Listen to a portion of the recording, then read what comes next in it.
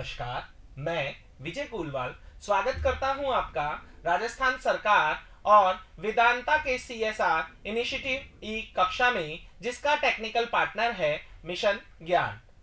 बच्चों, पिछली कक्षा में हमने तरलता अनुपात की बात करी, जो कि संस्था की अल्पकालीन शोधन क्षमता को प्रदर्शित करते हैं, उसकी अल्पकालीन शोधन क्षमता की जांच करते हैं। आज की कक्षा में हम बात करने जा रहे हैं शोधन क्षमता अनुपात। शोधन क्षमता अनुपात संस्था की दीर्घकालीन शोधन क्षमता की जांच करेंगे। ऐसे अनुपात जो ये बताएंगे कि संस्था अपने दीर्घकालीन दायित्वों को चुकाने में सक्षम है या नहीं, स्वामियों से कितनी राशि ली गई है, बाहरी व्यक्तियों से कितनी राशि लेकर फर्म में लगाई गई है, इन सब की जानकारी शोधन क्षमता अनुपातों से की जाएगी। इसका पहला अनुपात है ऋण समता अनुपात। जैसा कि नाम से ही स्पष्ट है, ऋण समता अनुपात ये बताते हैं कि संस्था के बाहरी कोषों के साथ साथ संस्था की पूंजी की क्या अनुपात है। संस्था ने जो पैसा व्यापार में निवेश किया है, उसमें स्वामियों ने कितना और बाहरी लोगों ने कितना धन लगाया है। इसके सूत्र की अगर बात की जाए तो इसका फॉर्मूला होता है external equities upon internal equities, या आप कह सकते हैं total debts upon share holder fund. Total debts को टोटल आउटसाइड लायबिलिटीज के नाम से भी जाना जाता है, कुल बाहरी दायित्व। अगर देखा जाए तो बैलेंस शीट की लायबिलिटी साइड को दो मदों में इसने बांटा है। पहली राशि स्वामियों का पैसा और दूसरी राशि बाहरी व्यक्तियों का पैसा। अगर हम बात करें तो बैलेंस शीट का जो न्यू फॉर्मेट आप देखते हैं, उसमें तीन मदें लायबिलिटी साइड में मुख्य तौर पर हैं। पहली शेयर होल्डर फंड, दूसरी नॉन करंट लायबिलिटीज और तीसरी करंट लायबिलिटीज। तो जो नॉन करंट लायबिलिटीज हैं और करंट लायबिलिटीज हैं, वो दोनों ही आउटसाइड हैं, और जो शेयर होल्डर फंड है, जिसमें कि equity share capital, preference share capital, reserve and surplus आदि को शामिल किया जाता है, वे सभी इंटरनल लायबिलिटीज या इंटरनल इक्विटीज कहलाती हैं। तो अगर इस अनुपात की बात की जाए तो यह अनुपात ये बताता है कि संस्था ने जो बाहरी कोष लिया है, बाहरी धन लिया है, वो स्वामियों के धन से क्या अनुपात रखता है। इस अनुपात से संस्था की वित्तीय निर्णयों की व्याख्या भी की जा सकती है कि संस्था ने अपनी पूंजी संरचना में किस तरीके से, किन किन स्रोतों से पैसा शामिल किया है। और अगर बात की जाए तो यहां पर एक्सटर्नल इक्विटीज में, जैसा आपको बताया गया कि बाहरी दायित्वों में किस किस को शामिल किया जाएगा, केवल शेयर होल्डर फंड को छोड़ दीजिए, तो फिर क्या क्या बचा? Debenture, bank loan, long term liabilities, long term provision, creditor, ये सभी मदे जो हैं वो एक्सटर्नल इक्विटीज में आ जाएगी। और अगर बात की जाए इंटरनल इक्विटी या शेयर होल्डर फंड की, तो इसमें equity share capital, preference share capital, reserve and surplus, इसके अलावा इसमें से घटाने के लिए है नॉट रिटर्न एक्सपेंसेस या फिर हानियां। इन सबको घटाने के बाद जो बचेगा वो स्वामियों का पैसा बचेगा। ऋण समता अनुपात, ऋण मतलब बाहरी पैसा, समता मतलब स्वामियों का पैसा, इनका आपस में अनुपात क्या है। आइए इसे समझने के लिए एक उदाहरण, जो कि आपकी बुक का उदाहरण संख्या 6 है, उसकी बात करते हैं। निम्न सूचनाओं से ऋण समता अनुपात की गणना कीजिए। आपको डेप्ट इक्विटी रेशियो, और जैसे ही डेप्ट इक्विटी की बात आए तो आपको दो बातें दिमाग में रखनी है। एक पैसा जो स्वामियों का है उसे एक तरफ करना है, और एक पैसा जो बाहरी है उसे एक तरफ करना है, और फिर इनका अनुपात ज्ञात करना है कि संस्था के ऋण और समता में क्या अनुपात है। तो यहां बात की जाए तो समता अंश पूंजी 2,50,000। यहां समता से मतलब केवल समता अंश पूंजी नहीं है, यहां पर समता से मतलब स्वामियों का कुल पैसा, जिसमें इक्विटी शेयर भी शामिल होंगे, प्रेफरेंस शेयर भी शामिल होंगे, और सभी संचय और आधिक्य भी शामिल किए जाएंगे।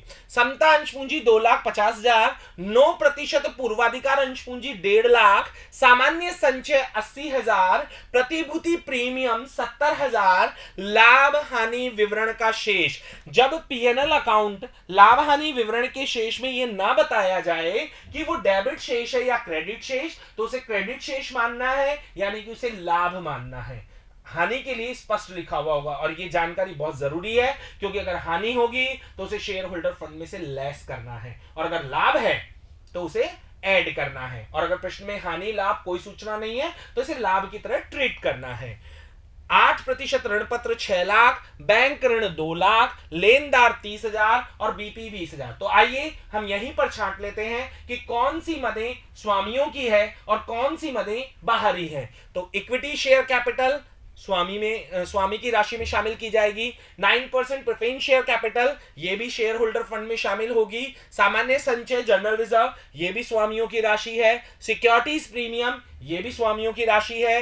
लाभ हानि विवरण पीएनएल अकाउंट ये लाभ मानना है क्योंकि सूचना नहीं है, ये भी स्वामियों की राशि है। तो यहां से लेकर यहां तक कंप्लीट राशि शेयर होल्डर फंड का हिस्सा है। उसके बाद में 8% डिवेंचर बाहरी पैसा है, आउटसाइड लायबिलिटीज है। बैंक लोन ये भी आउटसाइड लायबिलिटीज है। क्रेडिटर ये भी आउटसाइड लायबिलिटी है और बीपी ये भी आउटसाइड लायबिलिटीज है। तो आइए इसका वर्किंग नोट तैयार करते हैं।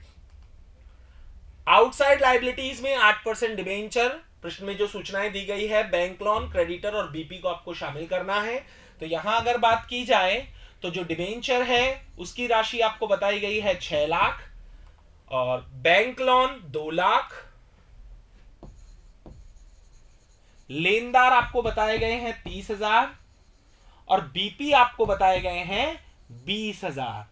इसका योग अगर आप लगाते हैं तो ये राशि निकल कर आती है 8,50,000। तो प्रश्न की जो सूचनाएं हैं उससे आउटसाइड लायबिलिटीज का जो योग है वो 8,50,000 आता है, जिसमें डिवेंचर्स को, बैंक लोन को, क्रेडिटर को और बीपी को शामिल किया गया है। अब बात करते हैं शेयर होल्डर फंड। तो उसमें equity share, preference share, general reserve, securities premium और पीएनएल को शामिल किया जाएगा। इक्विटी शेयर 2,50,000 है, प्रेफरेंस शेयर 1.5 लाख है, जनरल रिजर्व 80,000, प्रतिभूति प्रीमियम 70,000 और पीएनएल 1 लाख। चलिए तो तैयार करते हैं। Equity share capital 2,50,000, 9% preference share capital 1,50,000, general reserve 80,000, securities premium 70,000 और पीएनएल को लाभ मानना है तो ये है 1 लाख। इसका जो टोटल है वो आ रहा है आपके 6.5 लाख, 6,50,000। तो उक्त प्रश्न में जो सूचना है उससे पता चलता है कि स्वामियों की जो राशि है वो 6,50,000 है, जबकि जो बाहरी पैसा है वो 8,50,000 है। आइए अब इसको हल कर लेते हैं।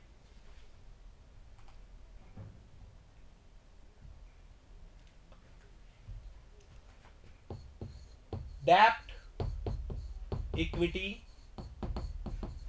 रेशो, जिसका फॉर्मूला है टोटल डेब्ट अपॉन शेयर होल्डर फंड। सूत्र को रटने की बजाय लॉजिकली तार्किक रूप से आप इसे याद करें। ऋण समता अनुपात, ऋण मतलब बाहरी पैसा और समता मतलब स्वामियों की राशि।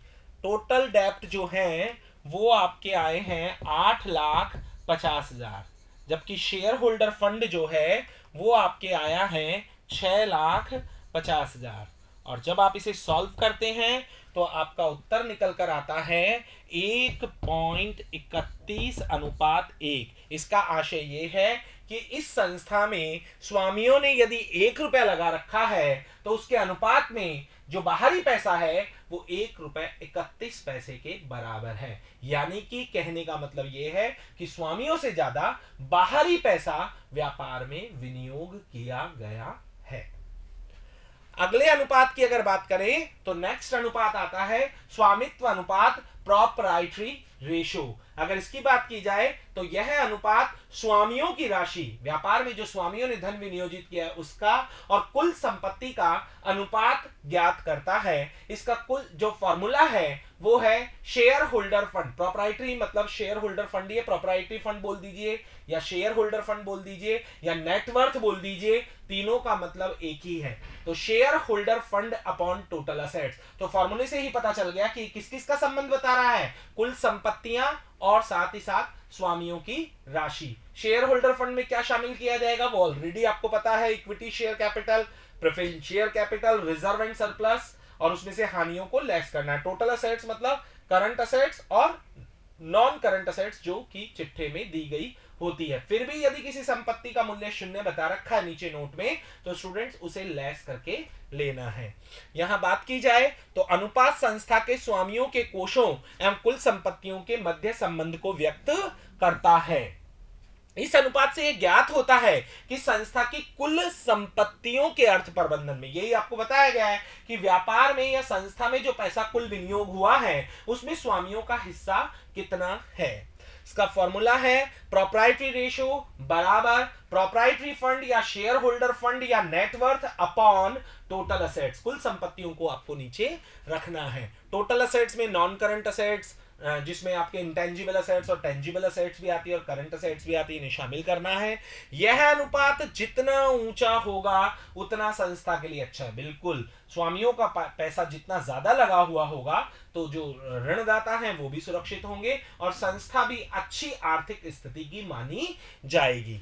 आपके सामने नेक्स्ट अनुपात आता है दीर्घकालीन शोधन क्षमता अनुपातों में शोधन क्षमता अनुपात। शोधन क्षमता अनुपात मैन अनुपात भी है और उसके अंदर एक पार्ट है शोधन क्षमता अनुपात। यह अनुपात बाहरी ऋण और कुल संपत्तियों के अनुपात को व्यक्त करता है। यानी व्यापार में जो कुल संपत्तियां खरीदी गई हैं उसमें बाहरी व्यक्तियों का कितनी राशि लगी हुई है। और एक इंपॉर्टेंट बात, प्रोप्राइटरी रेशियो स्वामित्व अनुपात और शोधन क्षमता अनुपात सॉल्वेंसी रेशियो दोनों का योग एक होता है। यानी अगर आपने प्रोप्राइटरी रेशियो ज्ञात कर लिया है और सपोज दैट उसका उत्तर 0.70 है तो यह पक्का है कि सॉल्वेंसी रेशियो 0.30 होगा। ये बात ध्यान रखें स्टूडेंट्स, क्योंकि 1 मार्क्स में भी क्वेश्चन पूछा जा सकता है कि राम लिमिटेड नाम की एक कंपनी है जिसका शोधन क्षमता अनुपात 0.45 है, तो बताइए उसका स्वामित्व अनुपात कितना होगा। तो 1 में से 0.45 घटा दीजिए, यानी कि उसका स्वामित्व अनुपात होगा 0.55। तो ये विशेष बात आप ध्यान रखें कि स्वामित्व अनुपात को 1 में से घटाने पर शोधन क्षमता अनुपात आता है या फिर 1 में से शोधन क्षमता अनुपात घटाने पर स्वामित्व अनुपात को भी ज्ञात किया जा सकता है। एक बार फिर से अब तक जितना पढ़ा है मैं रिपीट करना चाहूंगा। पहला आपने पढ़ा ऋण समता अनुपात, जो ऋण और समता के मध्य अनुपात को व्यक्त करेगा। उसके बाद में हम बात कर रहे हैं स्वामित्व अनुपात, जो स्वामियों के बीच और कुल संपत्तियों के बीच अनुपात की बात करेगा। और अगर बात की जाए ऋण समता अनुपात, तो ये बाहरी पैसा जिसमें डिबेंचर, बैंक लोन और करंट लायबिलिटी शामिल होगी और साथ ही साथ कुल संपत्तियों के अनुपात की बात करेगा। इसका फॉर्मूला है students total debts upon total assets, यानी कुल संपत्तियां नीचे और टोटल डेब्ट्स का मतलब क्या है, कुल बाहरी दायित्व। टोटल डेट्स में वही डिबेंचर वगैरह है। यह अनुपात प्रदर्शित करता है कि संस्था के कुल ऋण संस्था की कुल संपत्तियों में कितने सुरक्षित है। इस अनुपात की मात्रा नीची होनी चाहिए और स्वामित्व अनुपात की मात्रा ऊंची होनी चाहिए, तो ऋणदाताओं का पैसा सुरक्षित माना जाता है। चलिए एग्जाम्पल 8, जो कि अब तक जो आपने अनुपात तीनों पढ़े हैं उनकी बात करेगा। निम्नलिखित सूचनाओं से ऋण समता अनुपात, स्वामित्व अनुपात एवं शोधन क्षमता अनुपात की गणना कीजिए। आपको दीर्घकालीन ऋण 50,000 दे रखे हैं। दीर्घकालीन ऋण में जैसे डिबेंचर हो सकता है, बैंक लोन हो सकता है। दीर्घकालीन आयोजन 75,000 दे रखे हैं। चालू दायित्व 37,500 दे रखे हैं। गैर चालू संपत्तियां 2,70,000 और चालू संपत्तियां आपको दी गई हैं 67,500 और आपको तीनों तरीके के अनुपात ज्ञात करने हैं। तो अगर ऋण समता अनुपात की बात करूं तो ऋण समता अनुपात में आपको चाहिए स्वामियों का पैसा और बाहरी पैसा। तो बाहरी पैसा तो मुझे मिल रहा है। टोटल आउटसाइड लायबिलिटीज की अगर बात करूं तो टोटल आउटसाइड लायबिलिटीज तो ये रही, दीर्घकालीन ऋण ये बाहरी पैसा है, दीर्घकालीन आयोजन ये भी बाहरी पैसा है और चालू दायित्व ये भी आउटसाइड लायबिलिटीज है। लेकिन स्टूडेंट्स यहां शेयर होल्डर फंड की कैलकुलेशन के बारे में सूचना नहीं दी है, उसको कैसे कैलकुलेट करेंगे। तो यहां पर आपको बैलेंस शीट अप्रोच लगानी होगी और उसी से ये मदें बहुत आसानी से आपको ज्ञात हो जाएंगी। जैसे कि मैंने इसी बुक के एग्जांपल नंबर 1 में बैलेंस शीट अप्रोच लगाकर करंट असेट्स और करंट लायबिलिटीज को मालूम किया था, ठीक उसी प्रकार से आपको यहां पर शेयर होल्डर फंड बहुत आसानी से पता चल जाएगा अगर आपको बैलेंस शीट की वो मेन मदें मालूम है जो 5 मदें मैंने बोली थी। अगर लायबिलिटीज की बात करूं तो उसमें 3 मदें होती हैं, share holder fund, non current liability, current liability. और असेट्स की बात करूं तो दो मदें होती हैं, नॉन करंट असेट्स और करंट असेट्स। आइए बैलेंस शीट अप्रोच से आपको समझाते हैं, जरा ध्यान दीजिएगा।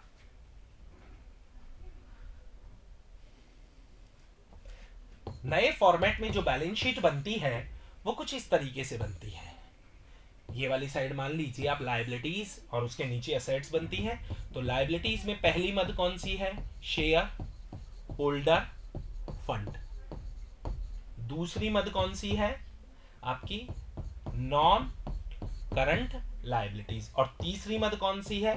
Current liabilities. और ये लायबिलिटीज का टोटल। असेट्स की अगर बात करूं तो असेट्स में कौन सी मदें हैं? एक तो नॉन करंट असेट्स है और एक करंट असेट्स है, और उसके बाद बैलेंस शीट का टोटल लग जाता है। और आप सभी जानते हैं कि बैलेंस शीट का योग दोनों तरफ से बराबर होता है। तो आइए दी गई सूचनाओं को भरते हैं। दीर्घकालीन ऋण और दीर्घकालीन आयोजन, ये दोनों मिलाकर जो हैं वो आपके हो जाएंगे नॉन करंट लायबिलिटी 1,25,000। और अगर करंट लायबिलिटीज की बात की जाए तो वो भी यहां पर दे रखा है 37,500। शेयर होल्डर फंड नहीं दिया हुआ है, नो प्रॉब्लम। अगर बात की जाए तो आपको चालू संपत्तियां दे रखी हैं 2 लाख, गैर चालू संपत्तियां दे रखी है 2,70,000। साथ ही साथ आपको चालू संपत्तियां दे रखी हैं 67,500। असेट साइड में मदें पूरी हैं, और अगर असेट साइड में मदें पूरी हैं तो लायबिलिटी साइड का टोटल भी वही होगा। अगर इसका टोटल मैं लगाऊं तो 3,37,500 आता है, और असेट साइड का टोटल अगर 3,37,500 आता है तो लायबिलिटी साइड का टोटल भी 3,37,500 होगा। अब आपको इन तीनों मदों का योग पता है 3,37,500, जिसमें से दो मदें आपको दे रखी हैं, तो अंतर की जो राशि है वो क्या होगी? Share holder fund. अब बात आती है कि सर इसे प्रेजेंट कैसे करेंगे। बिल्कुल, आप एग्जाम में इस तरह से बैलेंस शीट नहीं बनाकर आएंगे, ये तो आपको इजी गोइंग समझाने के लिए था। अगर इसके फॉर्मूले की बात करें तो आप कह सकते हैं कि अगर आप टोटल असेट्स ही ले, क्योंकि टोटल लायबिलिटीज की बजाय टोटल असेट्स ले, टोटल असेट्स में से क्या घटा दें? नॉन करंट लायबिलिटी और करंट लायबिलिटी, तो निकल कर क्या आएगा? Share holder fund. देख लीजिए आप 3,37,500 में से इन दोनों मदों को घटाएं। तो आइए वर्किंग नोट की अगर बात करें तो शेयर होल्डर फंड, देखिए यहां पर फॉर्मूला हमने बनाया है टोटल असेट्स माइनस टोटल डेप्ट। टोटल डेप्ट में दोनों आ गए, करंट लायबिलिटी और नॉन करंट लायबिलिटी। आइए आपको पहले टोटल डेप्ट ही निकलवा देते हैं। टोटल डेप्ट की बात की जाए तो यहां पर जो अमाउंट दिया हुआ है वो दे रखा है 1,25 long term borrowing, long term provision, दोनों को मिलाकर एक का अमाउंट है 75,000, एक का अमाउंट है 50,000, और जो करंट लायबिलिटी है उसका अमाउंट है 37,500, और इनका जो योग है। अब बात करते हैं, आपको टोटल डेप्ट पता चल चुका है, आपको टोटल असेट्स पता चल चुकी है 3,37,500। वैसे बैलेंस शीट अप्रोच से बताया है, बाकी वर्किंग नोट आप टोटल असेट्स का भी लगा सकते हैं। Non current assets plus current assets, तो जो नॉन करंट असेट्स है वो तो कितनी दी हुई है आपको? नॉन करंट असेट्स दे रखी है आपको 2,70,000, और करंट असेट्स आपको दे रखी है 67,500। तो आपकी जो टोटल असेट्स है वो कितनी आई? 3,37,500। According to balance sheet approach हम पहले ही निकाल चुके हैं।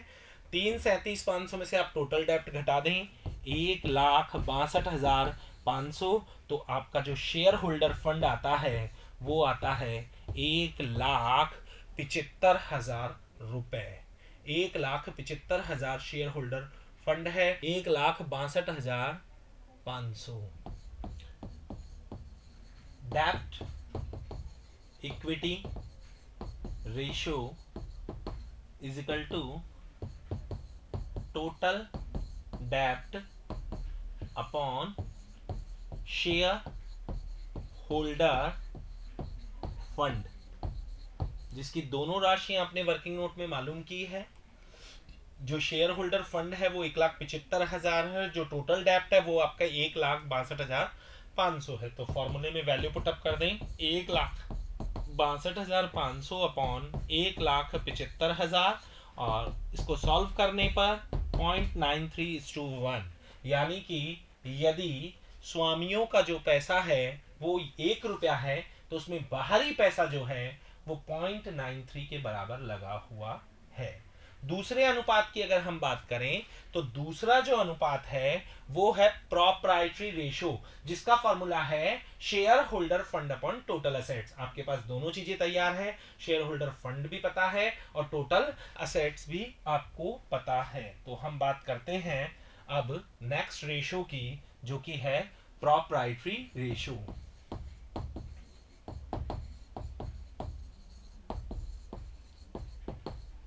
Is equal to share holder fund upon total assets. Share holder fund की बात की जाए तो वो आपको पता है 1,75,000, और अगर टोटल असेट्स की बात की जाए तो वो आपने वैसे भी फॉर्मूले के रूप में भी निकाली है 3,37,500, और बैलेंस शीट अप्रोच से भी आपको बताया गया है 3,37,500। तो यहां पर आप वैल्यू पुटअप कर दें 3,37,500, और जब इसको हल किया जाता है तो ये नियर अबाउट निकल कर आता है 0.52:1। इसका मतलब अब ये बात यहां पर क्लियर है स्टूडेंट्स कि यदि प्रोप्राइटरी रेशो की मात्रा 0.52 है तो सॉल्वेंसी रेशो की मात्रा 0.48 होगी। क्यों? क्योंकि इन दोनों का जो योग है वो 1 होता है और आपस में 1 में से घटाकर इन दोनों की गणना की जा सकती है। दूसरा रेशो जो है, तीसरा रेशो जो है वो है सॉल्वेंसी रेशो, जिसका फॉर्मूला है solvency ratio is equal to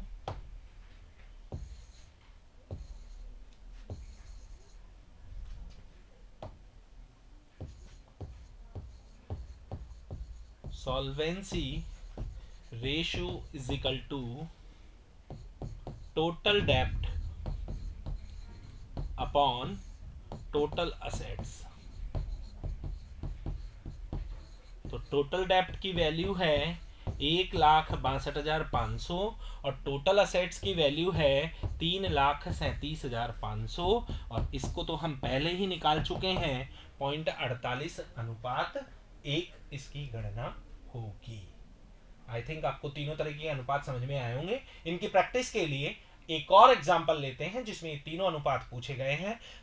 आपका उदाहरण संख्या 9, रजनी लिमिटेड की निम्न सूचनाओं से परिकलित कीजिए। वही तीनों अनुपात आपको निकालने हैं, ऋण समता अनुपात, स्वामित्व अनुपात और साथ ही साथ शोधन क्षमता अनुपात। ऋण समता अनुपात टोटल डेप्ट अपॉन शेयर होल्डर फंड, स्वामित्व अनुपात share holder fund upon total assets, शोधन क्षमता अनुपात टोटल डेप्ट अपॉन बताइए टोटल डेप्ट अपॉन टोटल असेट्स। तो यहां अगर बात की जाए तो आपको जो सूचनाएं दे रखी है वो कुछ इस प्रकार से है। समता अंश पूंजी 18 lakh, equity share capital, general reserve 10,50,000, लाभ हानि विवरण का शेष है 1,50,000, ऋणपत्र 11 लाख, बैंक ऑफ इंडिया से ऋण 8 लाख, चालू दायित्व दे रखे हैं 4 लाख, ख्याति 5 लाख, अन्य गैर चालू संपत्तियां यानी कि अदर नॉन करंट असेट्स आपको दी गई हैं 25 लाख और चालू संपत्तियां आपको दी गई हैं 20 लाख। चलिए, तो अगर यहां बात की जाए तो आपको जो गणनाएं करनी है वो बात अगर हम करें तो सबसे पहले तो आपको निकालना होगा share holder fund. Share holder fund की ये तीनों मदें हैं जिसमें इक्विटी शेयर कैपिटल और जनरल रिजर्व को जोड़ दिया जाएगा और उसमें से पीएनएल को लेस कर दिया जाएगा, क्योंकि पीएनएल का यहाँ डेबिट शेष दिया हुआ है जिसका मतलब होता है हानि। और आउटसाइड लायबिलिटीज की अगर बात की जाए तो ये तीनों मदें जो हैं वो टोटल डेप्ट हैं। ये शेयर होल्डर फंड है। बस ये ध्यान रखना है कि इसमें से लाभ हानि को घटाना है। और इन तीनों की बात की जाए तो ये टोटल असेट्स हैं। सारी मदें आपको सेट करके दी गई हैं, केवल आपको जोड़कर इनकी राशि मालूम करनी है। लेकिन एक इंपॉर्टेंट बात यहां बताना चाहूंगा, अगर शब्द केवल गैर चालू संपत्तियां होता तो ख्याति को अलग से जोड़ने की आवश्यकता नहीं है, क्योंकि नॉन करंट असेट्स का पार्ट ही गुडविल होता है। लेकिन यहां पर क्या लिखा हुआ है, अन्य गैर चालू संपत्तियां। जब कभी भी अदर शब्द दे दिया जाए तो इसका मतलब ये वाली मद इसमें शामिल नहीं है। जैसे कुछ एग्जांपल में आपने देखा होगा अदर करंट असेट्स लिखा हुआ आया था, तो स्टॉक उसमें इंक्लूड नहीं है, या अदर करंट लायबिलिटीज लिखा हुआ है तो क्रेडिटर उसमें इंक्लूड नहीं था। तो इस विशेष बात का ध्यान रखें, अन्य लिखा हुआ है इसलिए ख्याति को आपको शामिल करना पड़ेगा। तो आइए एक एक वर्किंग नोट तैयार करते हैं। सबसे पहले बात करते हैं टोटल डेप्ट, जिसमें डिबेंचर, लोन फ्रॉम बीआई और करंट लायबिलिटीज को आपको शामिल करना है। 11 लाख, 8 लाख और 4 लाख इनका अमाउंट है।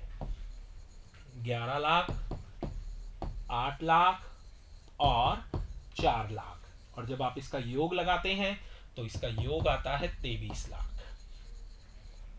साथ ही साथ शेयर होल्डर फंड की बात की जाए तो इक्विटी शेयर कैपिटल 18 लाख दे रखी है, जनरल रिजर्व 10,50,000 और पीएनएल जो कि हानि है वो 1,50,000। 18 लाख 10,50,000 माइनस कितना है 1,50,000, 28,50,000 से तो इसका टोटल आता है 27 लाख।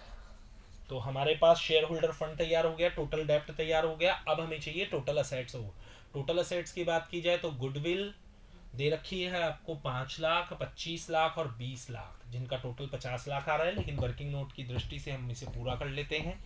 5 लाख, 25 लाख प्लस 20 लाख, इसका योग हो गया आपके 50 लाख। तो यहाँ कुल संपत्तियां जो हैं स्टूडेंट्स वो 50 लाख हैं। अब एक एक रेशो ज्ञात करते हैं, आ जाइए। सबसे पहले बात करना चाहेंगे डेप्ट equity ratio is equal to total dept upon share holder fund.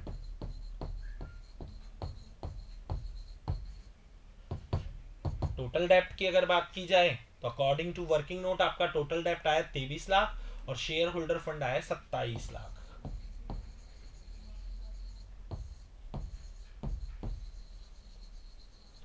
और जब आप इसे हल कर लेते हैं तो आपका उत्तर आता है 0.85:1, यानी कि स्वामियों का यदि 1 रुपया व्यापार में लगा हुआ है तो बाहरी व्यक्तियों का 0.85 लगा हुआ है। दूसरा रेशो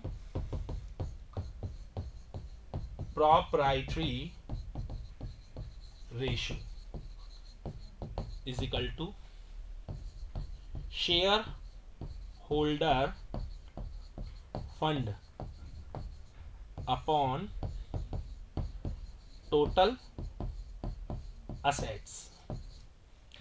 शेयर होल्डर फंड आपको पता है 27 लाख है और टोटल असेट्स जो है वो 50 लाख है। 0.54:1 इसकी राशि होगी। अब अगर बात करें तो तीसरा रेशो जो है वो है आपका solvency ratio.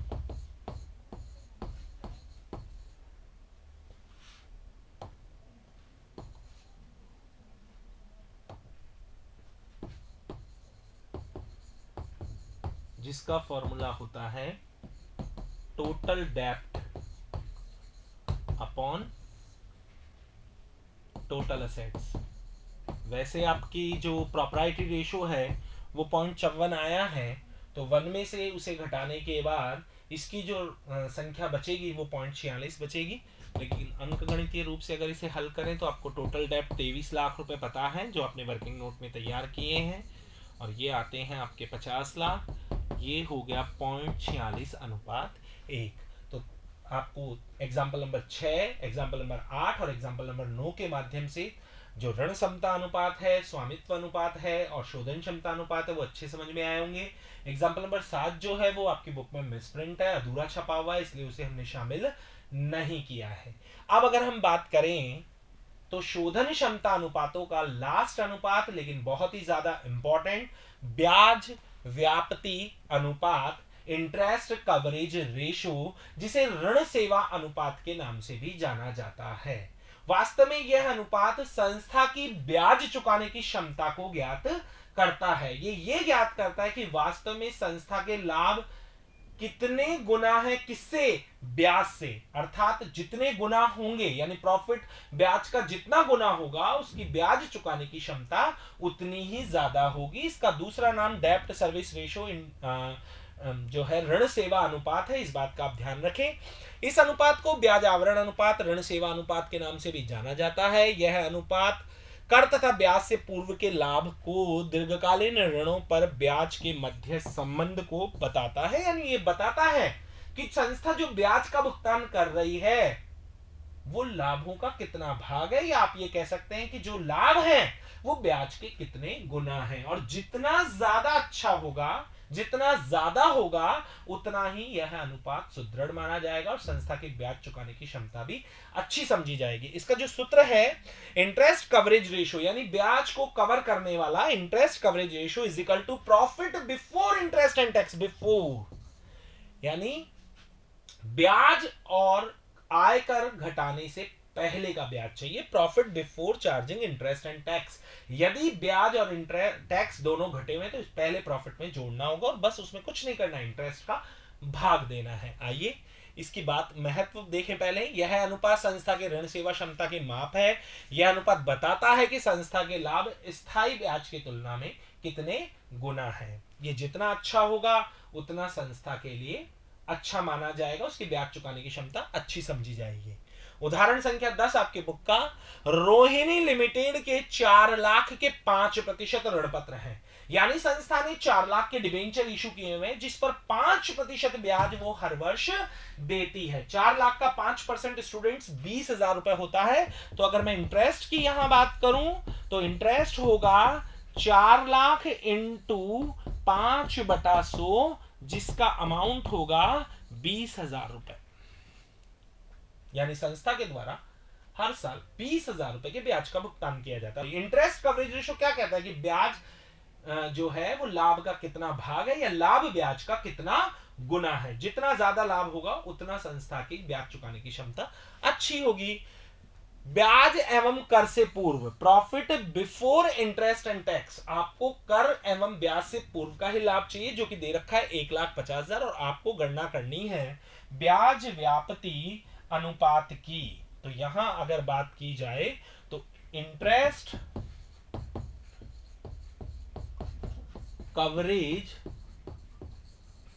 Ratio is equal to profit before interest and tax upon interest. तो profit before interest on tax 1,50,000, जबकि जो ब्याज दिया गया है वो आपने कितना ज्ञात किया, 20,000। 7.5 टाइम्स कह सकते हैं इसको, टाइम्स अनुपात 1 भी लगा सकते हैं लेकिन टाइम्स कहें, यानी इसका मतलब ये होगा कि यदि संस्था को 1 रुपए ब्याज चुकाना है तो संस्था के लाभ इतने ज्यादा हैं कि वो 7.5 गुना तक ब्याज का भुगतान कर सकती है। इसका मतलब ये नहीं कि वो करेगी, लेकिन जितना ज्यादा ये अनुपात होगा संस्था की ब्याज चुकाने की क्षमता उतनी ही ज्यादा होगी। एक एग्जाम्पल के माध्यम से और समझते हैं, उसके बाद आपके शोधन क्षमता अनुपात जो है वो कंप्लीट है। एग्जाम्पल नंबर 11 थोड़ा सा एग्जाम्पल 10 के कंपैरिजन में थोड़ा सा टिपिकल है। क्यों?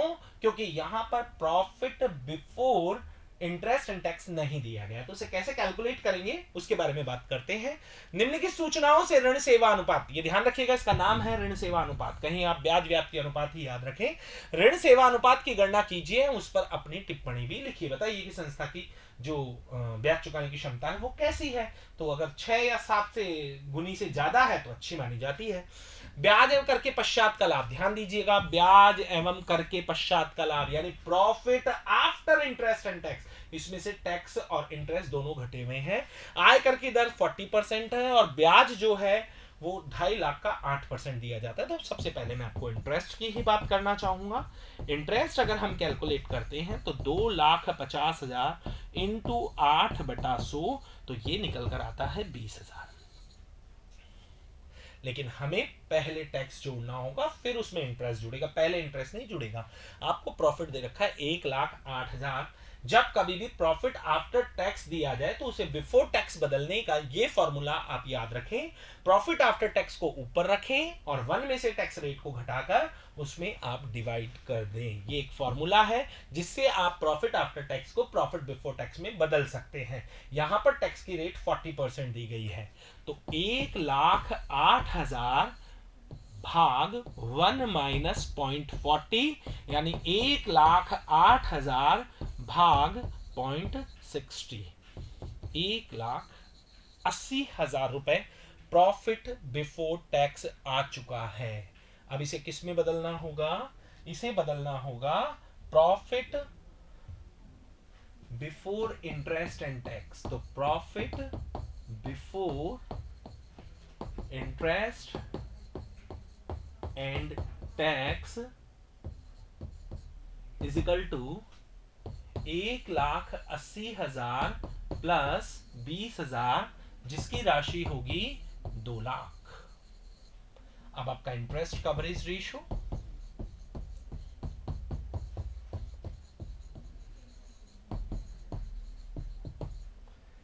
Profit before interest and tax upon interest 2 lakh upon 20,000, उत्तर निकल कर आता है 10 टाइम्स। आपसे टिप्पणी पूछी गई है तो आप जरूर ये लिखें कि संस्था की ब्याज चुकाने की क्षमता बहुत अच्छी है, क्योंकि संस्था के जो लाभ है वो ब्याज की तुलना में 10 गुना है। तो स्टूडेंट्स, इसी के साथ हमारे शोधन क्षमता अनुपात पूरे होते हैं और अगले वीडियो में हम बात करेंगे क्रियाशीलता एवं कार्यकुशलता अनुपातों की। तो मिलते हैं नेक्स्ट वीडियो में, तब तक के लिए धन्यवाद।